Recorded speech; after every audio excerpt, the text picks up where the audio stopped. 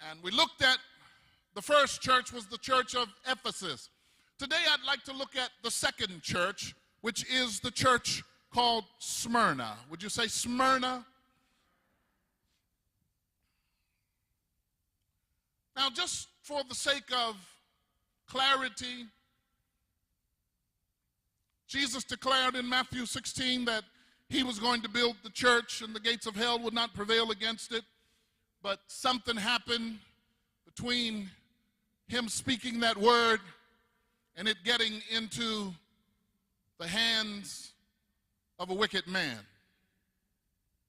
Something happened after he spoke that word and that word was received and man got a hold of that word and began to incorporate himself in that word.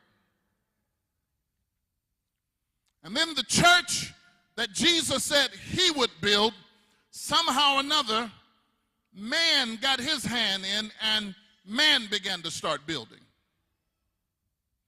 And man said, I want it like this and I want it like that. And I don't want this and I don't want that.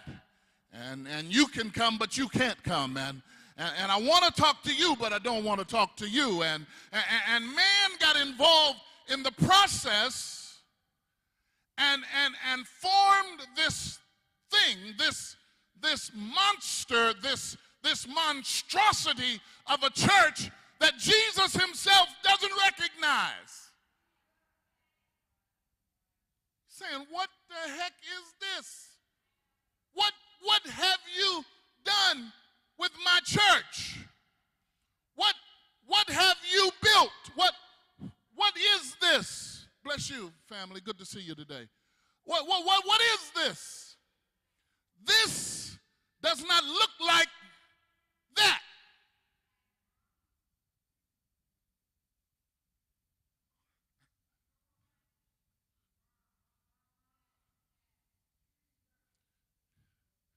As a result, there's a great falling away. People are leaving the church that we built at breakneck speeds. People are backsliding. They're not just leaving the church, they're backsliding. Because they'll leave that church and then they'll go find another one and find that it's worse than the one they left. And then they leave that one and they go find another one and they find out, my God, I thought I had it bad before. I think I had it better before. Huh? And so we got a wilderness people that are wandering aimlessly trying to figure out what and finally they throw their hands up and say, I'm done. I'm done. Not going back to church anymore. So you got people that don't even want to come to church. You got people that don't want to hear from the man of God. You got people that don't want to hear from the woman of God. You got people that don't want to hear from these so-called fivefold set gifts. You got people that are just done. They're just done. They've thrown in the towel. They said, forget it. I'm done. And Jesus is saying, if I can just find a few, if I can just find a remnant in the earth who is still serious about me building my church, if I can if I can just find a few folks, it won't take a whole lot of y'all, but if I can just find a pocket, if I can find a remnant, if I can find a called out bunch, if I can find some folks who are really serious about God, I'm going to use them to cause the church that I'm building to emerge. Hence, the emerging church. Emerging up out of scattered places. Emerging off of our Isles of Patmos. Emerging out of the foolishness that we found in the earth. Emerging and Jesus is saying, if you just let me work this thing, I'll work it. If you let me stay at the controls, if you don't put you in it, we're going to have something We're going to have something that man can come in and get. You see, because what we fail to realize is we think it's bad now. It's going to get worse. You think the economy's bad now. You think health care, it's not just a topic for debate.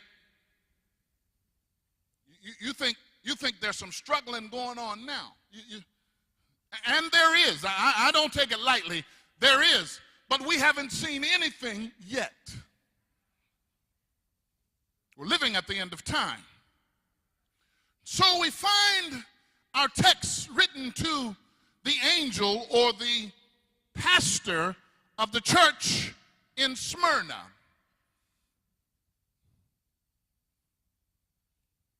The letter is written by John, but dictated by Jesus himself. Jesus, the beginning and the ending, the first and the final one, the one who was dead, that has come alive, and he's now speaking. Somebody say he's speaking right now. He's speaking right now. And he begins to deal with this church at Smyrna. Smyrna was one of the better of the 7 churches.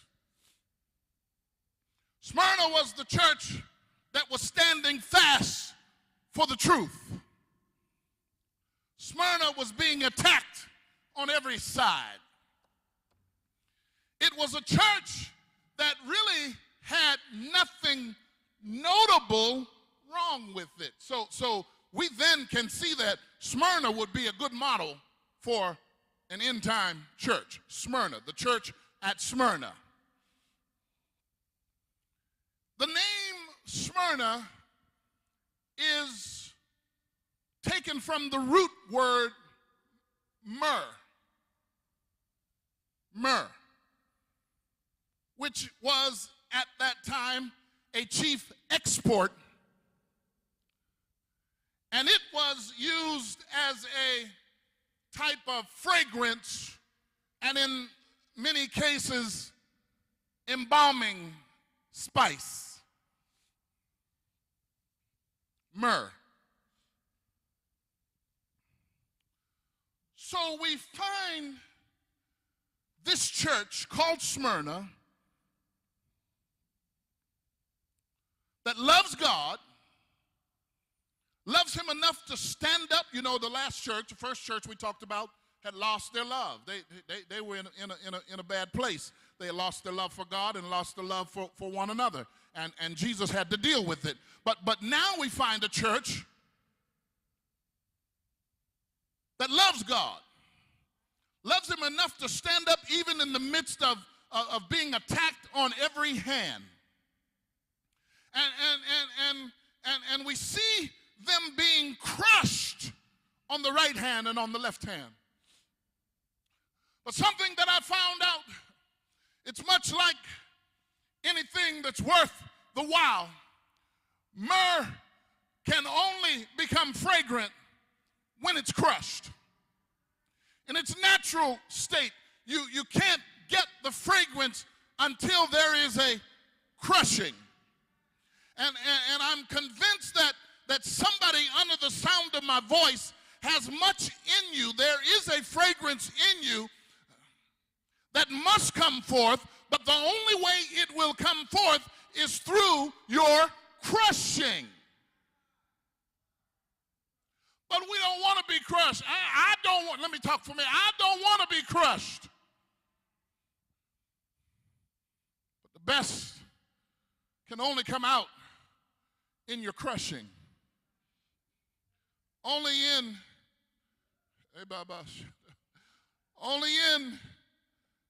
your crushing will the fragrance be released.